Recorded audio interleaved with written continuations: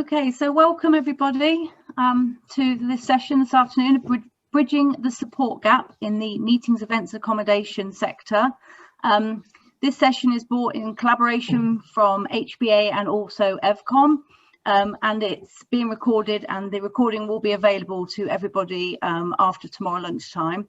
If you're wanting to ask any questions, please put them in the chat box, and Martin will hopefully have time to get to them, and we can obviously discuss them.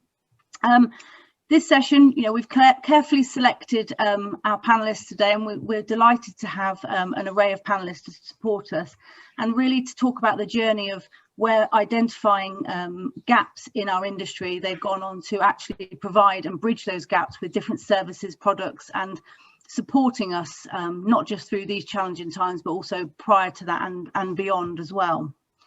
We're delighted that Martin Fullard of Conference News is moderating the session.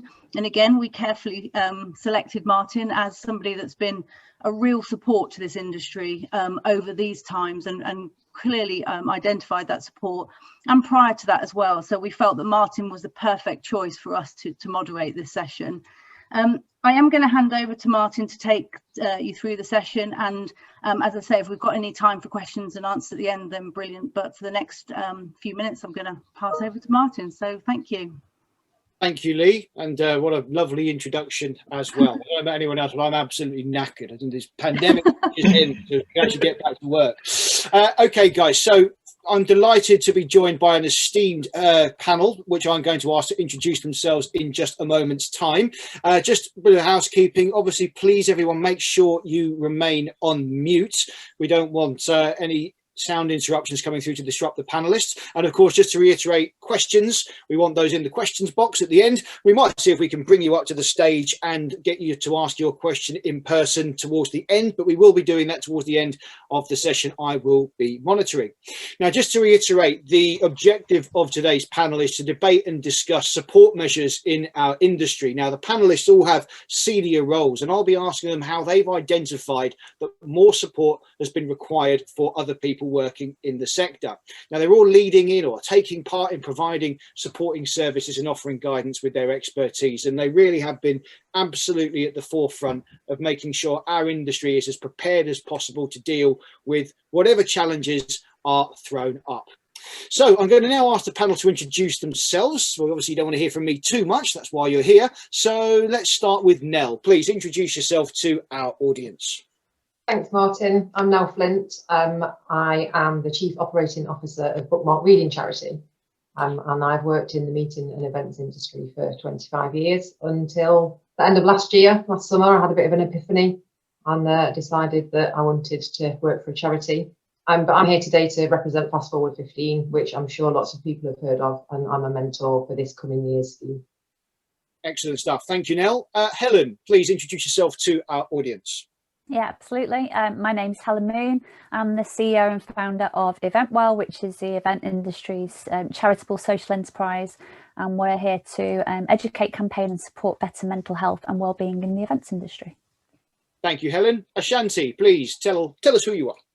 Good afternoon, everyone. My name is Ashanti. I am one half of Diversity Ally, and we provide diversity and inclusion support to the global events industry. And I'm also the CEO at EventMind, and we help companies choose and use the right event technology. Thank you very much, Ashanti. Angie. Hi, everybody. I'm Angie Mason. My intro will probably be much longer than everybody else's on the basis that I'm probably twice everybody's age. But I started my first agency 1991. Since then have been acquired and been with a top 20 UK full service agency. 2005 started with Absolute Corporate Events and still there. And this year have launched Meeting Allstars, which is where the support piece comes in today. In the wider industry, founder member of HBAA, chair 2003, 2019.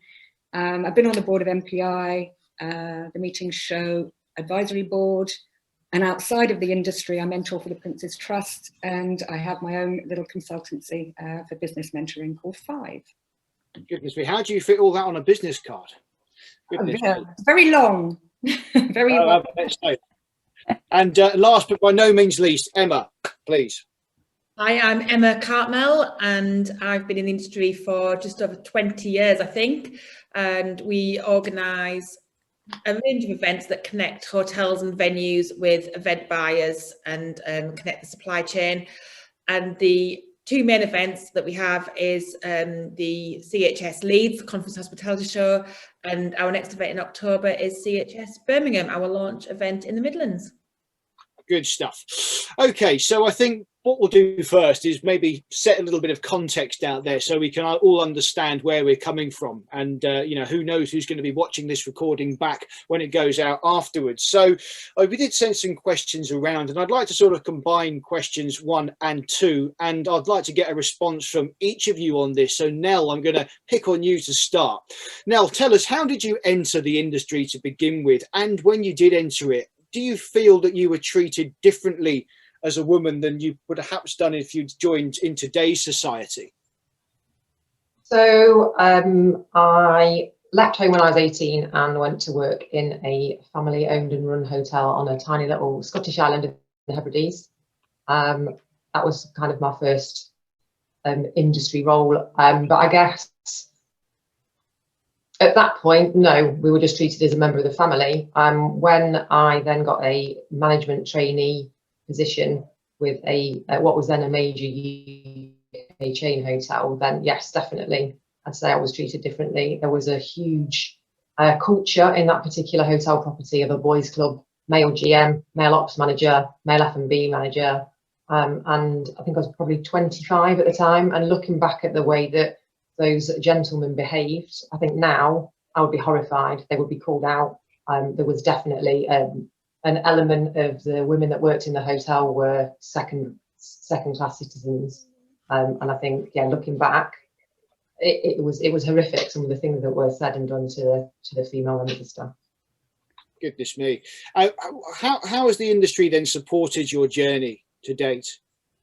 I think I've been very lucky in that I've always worked for great bosses. I've had a range of bosses, both male and female. I think at my last agency working for Capital Travel and Events, then I was very lucky to have a CEO, James Parkhouse, who was always very supportive of women progressing through the agency. And again, working at Zybrant, I'm very open about the fact that my son was an IVF baby. And whilst I was going through IVF treatment, Zybrant were incredibly supportive and very, very flexible with everything that I needed to do. So I've been lucky, but I know that not everybody has had that journey. Quite so. Then same question then to you, Helen. Interested, how did you sort of enter our industry, and you know, did you feel that you were treated differently as you would perhaps done if you joined today? Yeah, I can relate to an awful lot of what Nell's just said, actually. So I'm one of those that fell into the industry by accident. I was a PA, so you know, even working as a PA and secretary, that comes with complications in it, particularly when you're looking after an board. Looking for a PA's job and was offered an event coordinator job. And I suppose my early career, I didn't really notice it too much because I kind of did a bit of both.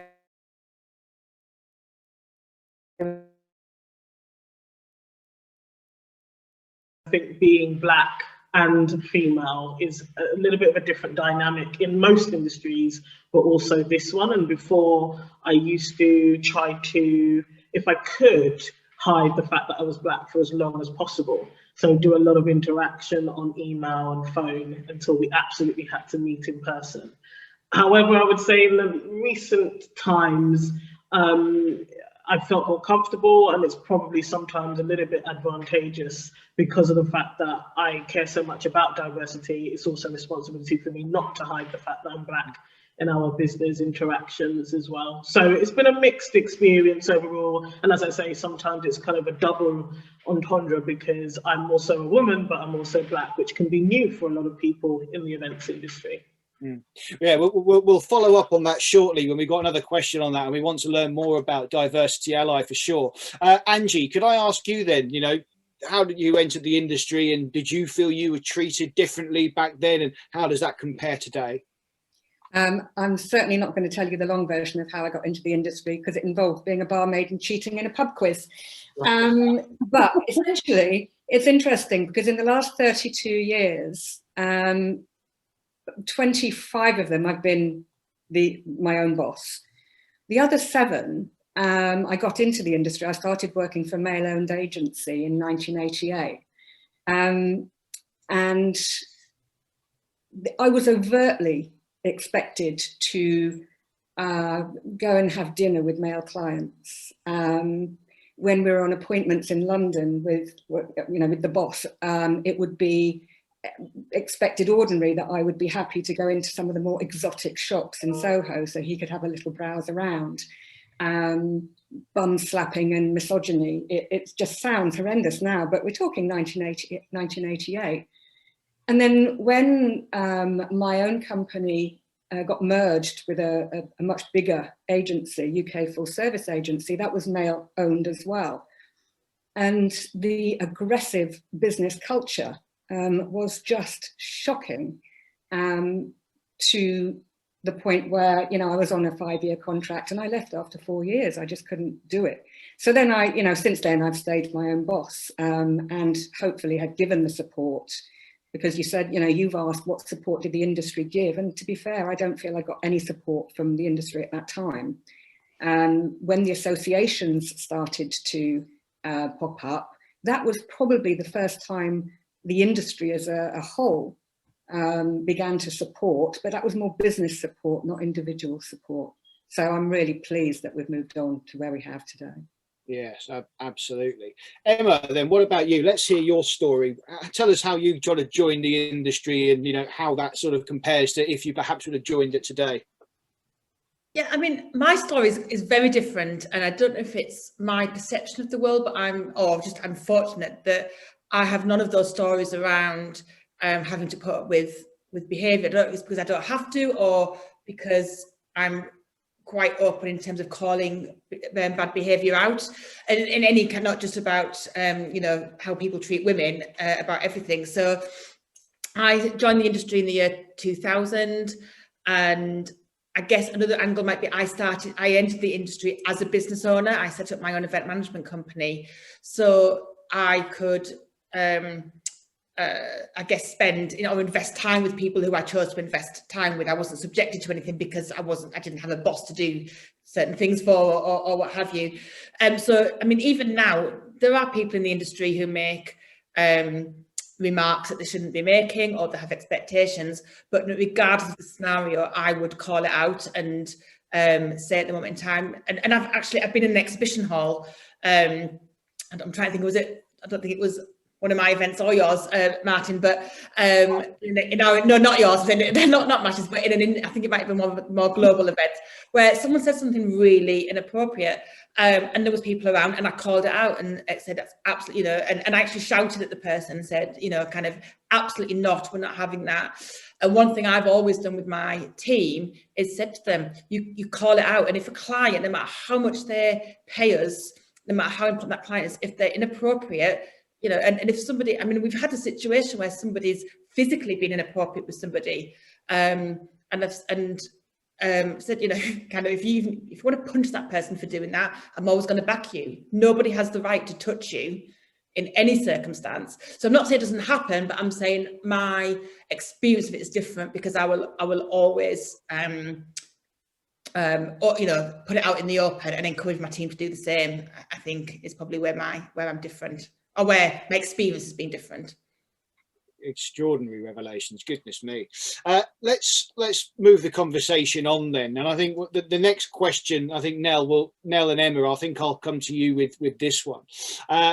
Where and in what form have you received any resistance to kind of the services of support that you've been able to kind of bring forward? Nell, maybe we can start with you. So from the Fast Forward 15 perspective, Faye Sharp started Fast Forward 15 in 2014. And I remember reading an article. I did try to find it on the web this morning, but it's been deleted. And it was a guy that owned a smaller travel agency who had written an article around the fact that he thought Fast Forward 15 had its day, and that all female mentor schemes were sexist. And I remember reading the article at the time and being absolutely horrified and very, very angry. I think there are some people on this session today that know me quite well, and I think they would absolutely back me up. I can see Georgia smiling, because I am an ardent feminist, and there is every need for Fast Forward 15, and there is every need for women supporting women. And I think that I remember writing a comment on the article at the time that perhaps this white middle class male needed to check his privilege.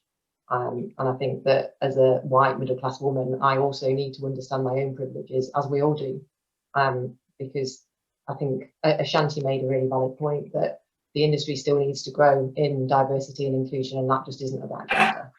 And I think that's where Fast Forward 15 has made some really good steps forward over the past couple of years as well. Yeah, I absolutely agree. I think Faye's done a cracking job. She's a neighbour of mine, actually. She only lives in the next village, a few moments away, and I think she's done fantastically. And an interesting comment from Caroline in the chat box there, that she's even had women refusing to promote Fast Forward 15 because they thought it was sexist. So that's an interesting sort of take on it. But certainly, you know, I'll have place on record that, you know, the coverage I've given it, I think it's absolutely invaluable. And I know a lot of the mentees have absolutely raved about it. It's given them such a source of confidence and inspiration. Long may it continue.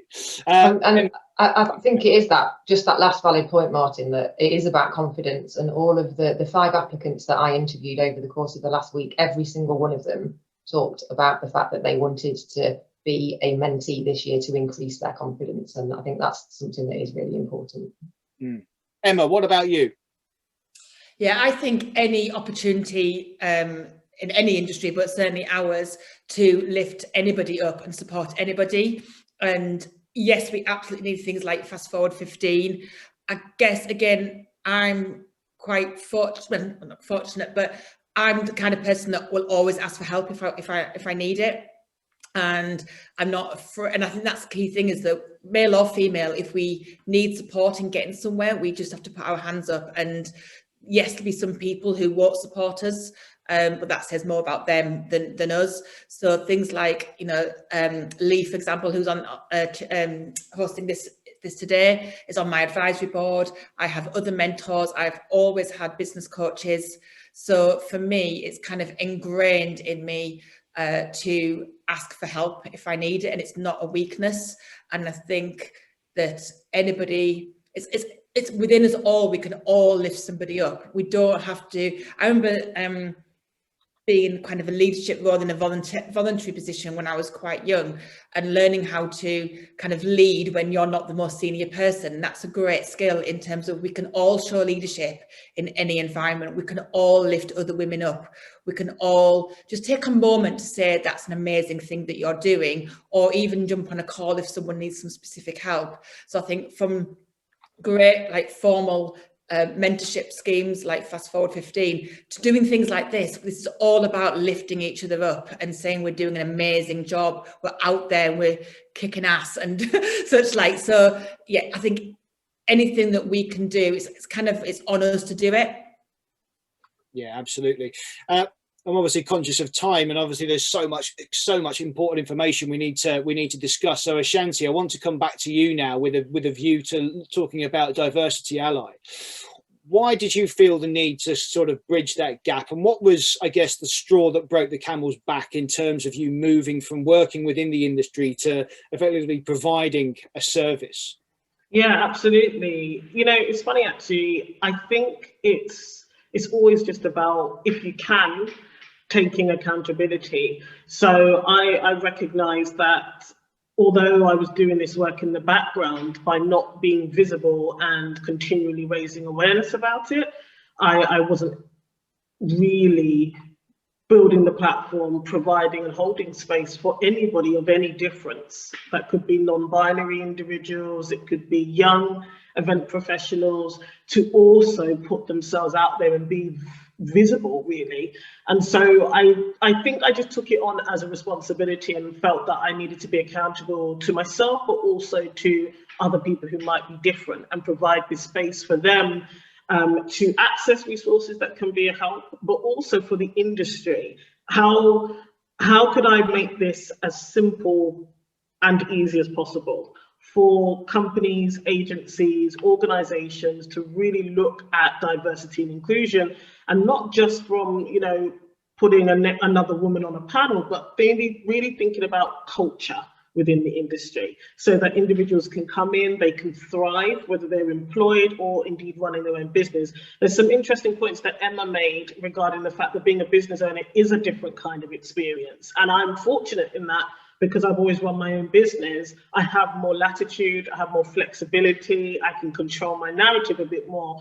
But for individuals who are going into the corporate side of the industry or working for large agencies, they have less control over the workplace culture that they experience. And that's why Diversity Ally is so important, because we're helping those organizations to just be more aware, but also do practical things that can make it easier for all to thrive in the workplace. Because I will say this, the workplace in the UK is not the most welcoming place for a white male either. The generation for which the workplace was created has died. You know, the workplace is actually broken in terms of culture as it is.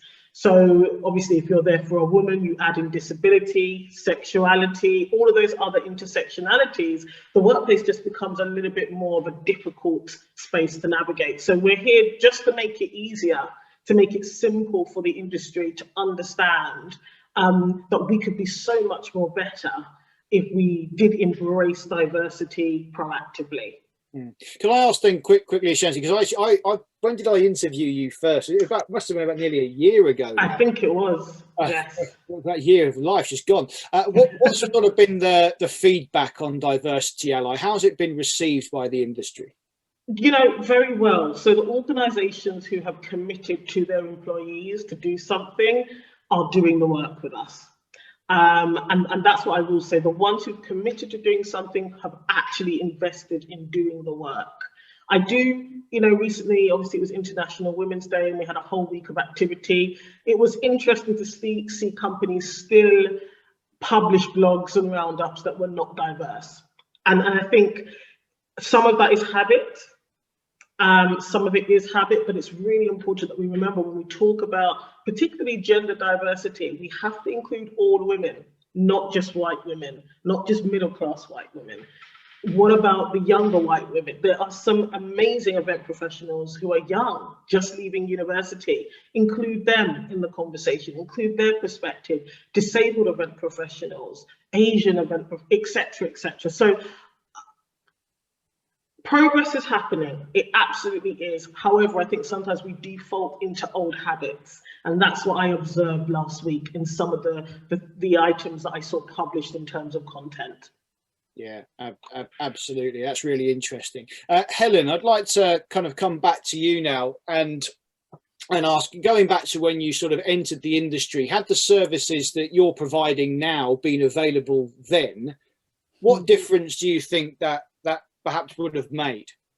Wowza. I say this all the time. So every time I talk about Eventwell and explain what we do and why we're here and why we're doing it and who we're helping, I always say, if Eventwell had been around in 1997, when I'd have started my career, perhaps my career might have looked at those dark periods that I've been through as someone who has had a mental health condition all of her life, but was only diagnosed properly with it like 10, 11 years ago.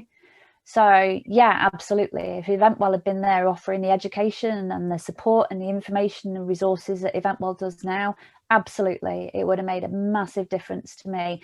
And I have countless colleagues and people I know in the industry where it would have made a big difference to them.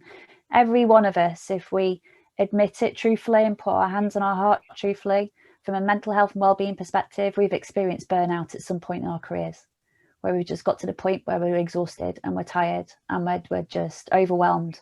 We've all experienced that, and that's what Eventwell is here to address and provide information and resources around. And even if it's not us, we all have a colleague or we know someone who disappeared for 2 weeks and went on a last-minute holiday. So we've all had either a direct experience or an indirect experience as someone struggling with their mental health and well-being. And remember that previous to 2017, the Eventwell starting, we did not talk about mental health and well-being in our industry.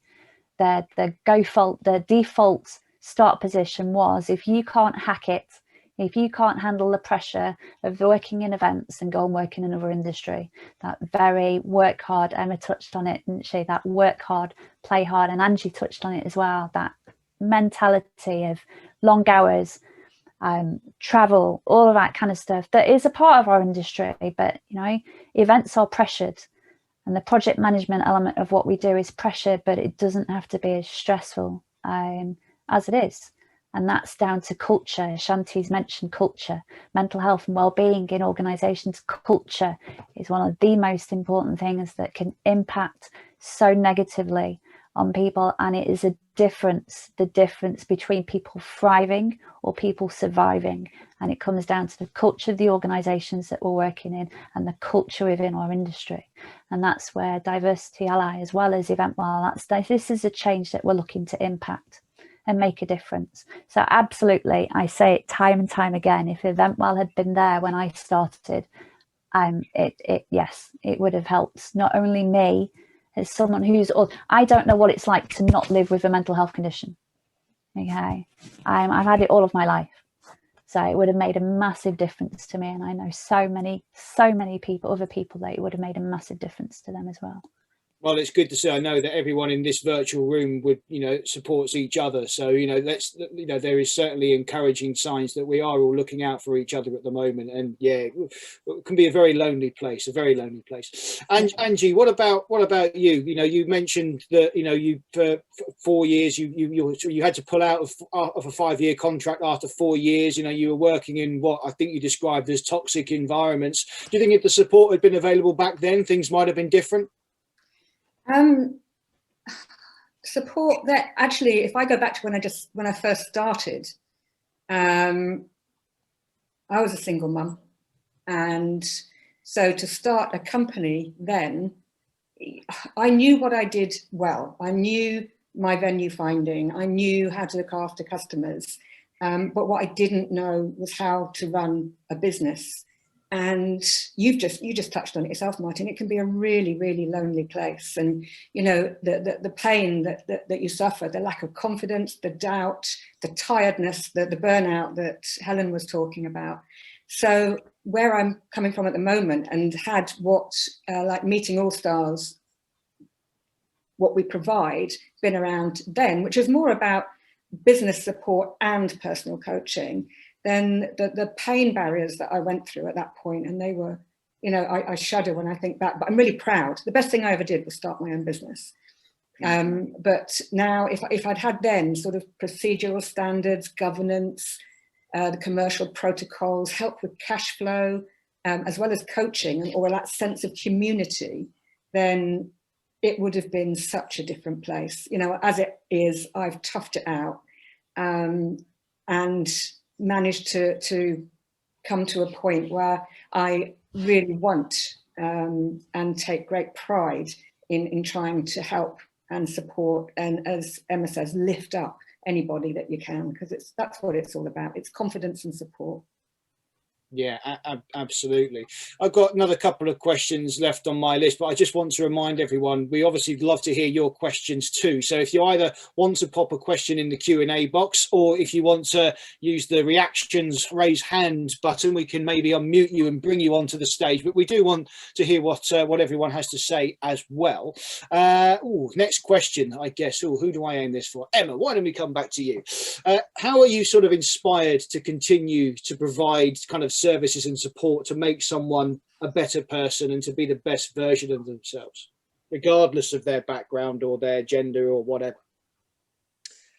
I think a lot of it's actually just maybe in me. And if I can maybe go back a lot of years, I remember applying for promotion. I used to work for the electric board, which was very male dominated, and I applied for promotion and got it, and my boss at the time blocked it because he didn't want to lose me from his department. And it was quite a big promotion that I didn't get, and kind of managed to negotiate a bit of promotion for myself out of it. And that was my complete lack of experience at the time. Now I'd have kicked up an absolute stink. I was only in my late teens, early 20s. But I remember what it feels like to have that blocked. And it was a really big thing because I actually really wanted to move. And that cash salary increase would have helped me to do that. So it wasn't just the fact that I didn't get the job, it meant that then I was stuck in a house or a flat that I didn't want to be in. And I always come back to that, and I just think I will never ever stand in someone's way of realizing their own potential. And I've had people who've come to me and said, Emma, I've been offered an amazing job. I'm really sorry, but I'm gonna, I want to take it. I'm like, absolutely. I never want to see anyone go, but I'm not going to stand in your way. You go with my absolute blessing.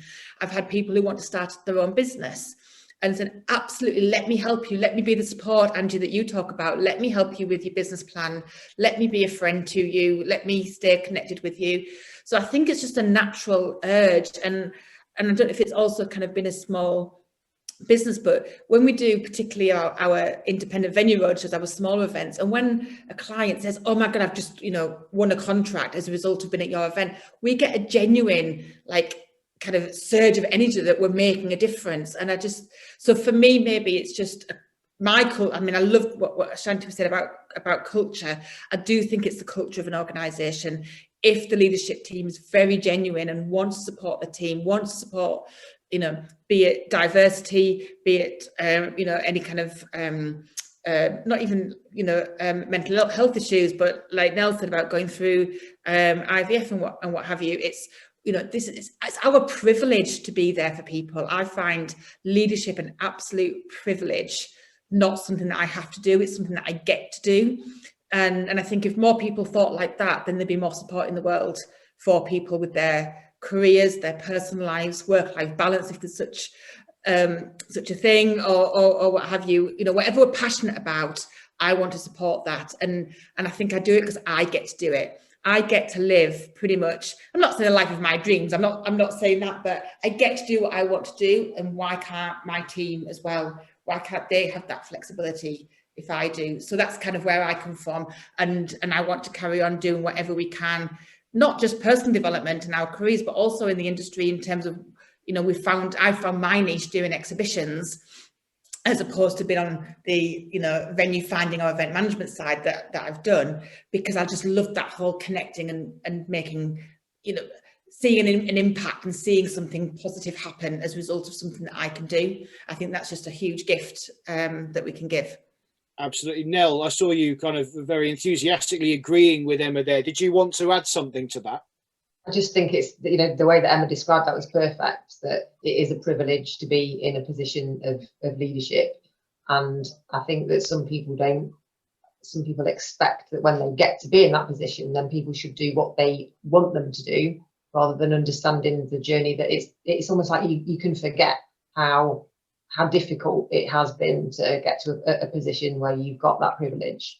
And it's really important. I think in my Fast Forward 15 bio, I talk about making sure that you build ladders, and that's exactly what Emma's just described, building a ladder so that other people can get up behind you as well. Absolutely. Okay, I'm going to move on to my last sort of pre-planned question, and that's for all of you. And of course, any other questions from the audience we would like to see pop up in the chat box or raise your hand. So I think, Ashanti, I'll start with you on this last question then. If you could change one thing about this industry, what would it be for the future generation, with an equality environment? Well, that's a big question. It is a big question. We do big questions here. Yeah.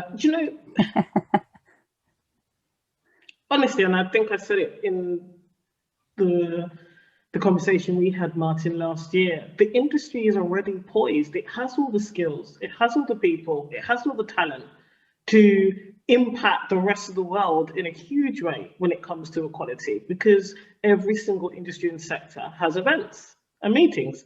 So we are perfectly poised. I don't know whether it's about change. It's more so about us leveraging what already exists. I honestly believe that. And so I'd just like to see more organizations and agencies and leaders who have the capacity to leverage the tools and the resources they have, share them more, and invite different people in to work with them, so that we can continue to lead on being kind of like a model industry when it comes to diversity and inclusion. So the simple answer is leverage. I'd like to see the industry leverage its existing talent and resources more often. That's a really good point, isn't it? We have everyone here, you know, everyone's sort of there ready to go. It's a question of mindset, I guess, isn't it? Helen, what about you? What would you like to see change? If you could say one big thing you'd like to review. Oh yeah, for me it's validation. We need to stop invalidating our experiences. We need to stop invalidating how we're feeling. It stops people reaching out for help when they need it. And we need to as well stop invalidating other people's experiences and stories as well. Yeah, of course, for everybody, and this includes people with privilege, for everybody, you know, there will be people who are worse off than you. And there will be people who will go through a worse experience than you. And there will be people who will face adversity in a more difficult way than you. We're all different, we're all individual. It doesn't make what you're experiencing or what your traumas or experiences might be invalid at all. And we need to stop doing that, and especially in our industry, because it contributes to the stigma that exists in our industry, where we feel that we'd be judged or viewed in a different way, or people might change their opinions of us, kind of in a way that we're not strong or professional or anything like that. We need to stop doing that as an industry to make it better for the future generation. We need to normalize mental health. You know, mental health is normal. We need to stop being fearful of it. There's nothing to be scared of in mental health. Looking after yourself and self-care is nothing to be fearful of. No one's going to judge you for taking better care of yourself.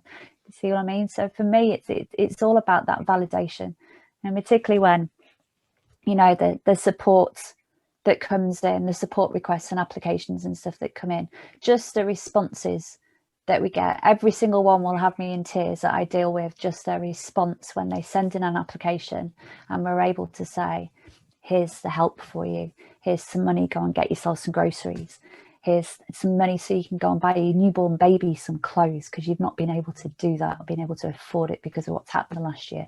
The responses we get, where we literally, you can feel their emotion in the responses that they give to you, and they will and in the application process they will invalidate the fact that they're coming for support. I know there's people worse off than me and in the more difficult situations than us, but I've not been able to buy groceries or food for like 2 months, 3 months, and not been able to work since April.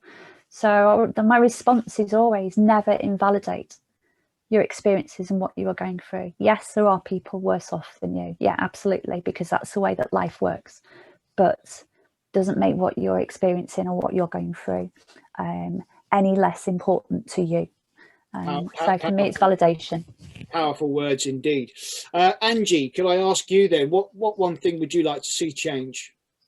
I totally agree with Ashanti. She said it perfectly. We do need to safeguard our skills and our creativity and the people that we have in our industry. But there are so many really, really good initiatives delivering support and advocating a better approach for more positive outcomes. So I don't think there's one thing I'd change, because as Ashanti said, it's there. It just needs to be continued and grown and yeah, validated. There's some great words coming out here.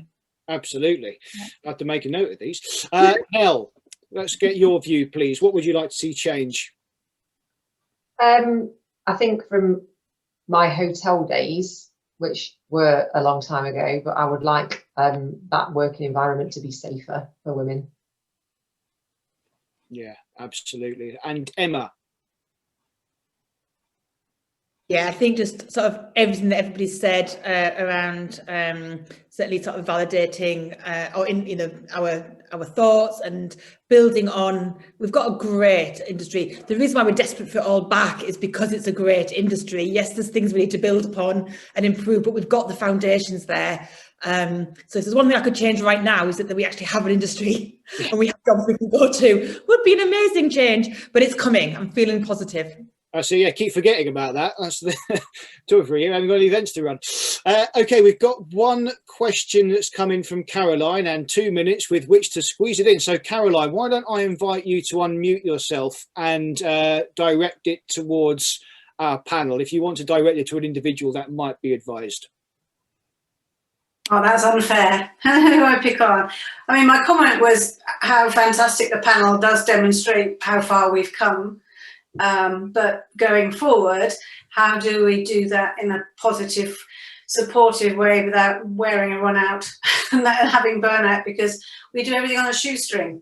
So how can we get that commitment from employers, the industry, to support organisations like your own, to put the money in, I suppose, to offer that net and support. So there's two things, I'm afraid, there. One is how do we engage more people, and secondly, how do we move forward more sustainably?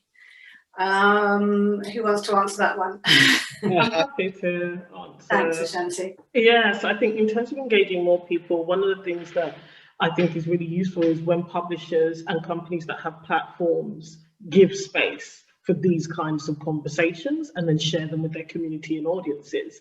It's one of the quickest ways to raise awareness, but also show that the industry collectively cares about the issue, whatever that issue might be. So of course, Martin Fullard last year, I saw the content that came out across the year about things like culture, diversity and inclusion, mental health, etc. And I think if more platforms commit to consistently doing that as well, so that it stays on the agenda. So when Fast Forward 15 are doing another round of recruiting new mentees, those publishers and platforms continuing to support, I think that's one of the ways that we can reach more people with this. And also to your second point, is one of the things that at Diversity Ally we always think about is how simple can we make this? That's why we produced the guide. We produced 5 global benchmarks for diversity and inclusion, nice and simple, relevant to the events industry, plus a guide. Because if you don't have the financial resources as a company, maybe you're a small company, you're a one-man band, you're still able to understand what could I do within my power and resources to contribute to a healthier industry. So I think it's also about doing what you can with the resources that you have and relying on these kind of events to find new ideas to work on whatever it is you're trying to work on. That's great. Thank you, Ashanti. I've got one more question that's come in that I'd like to just squeeze in. And I think, Angie, I'm going to throw this one in your direction.